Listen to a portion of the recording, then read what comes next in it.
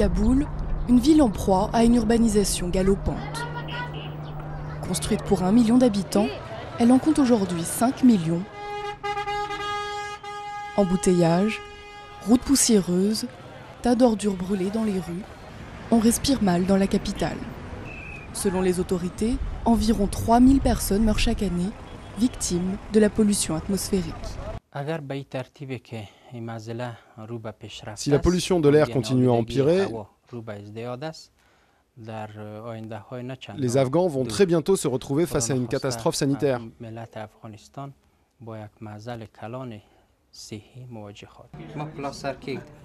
Chaque jour, dans cet hôpital de Kaboul, le docteur Erfanoula reçoit une vingtaine de patients souffrant de problèmes respiratoires. D'après lui, ce sont les personnes âgées qui en souffrent le plus, comme cette femme. On lui a diagnostiqué une maladie pulmonaire chronique, fréquente chez les fumeurs. Pourtant, elle n'a jamais touché une cigarette de sa vie. Si elle se bat aujourd'hui pour chaque souffle, c'est en grande partie à cause de la pollution de l'air. Je suis malade depuis 3 ans.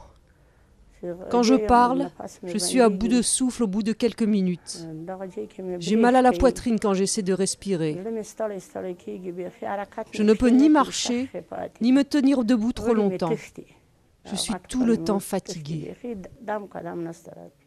Pour faire face, le gouvernement a interdit l'importation des véhicules trop vieux, particulièrement polluants.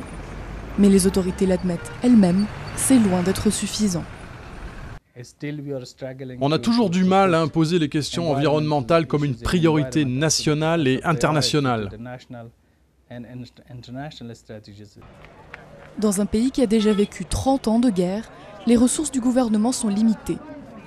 Faute d'une vraie politique de l'environnement, Kaboul est condamné à étouffer lentement.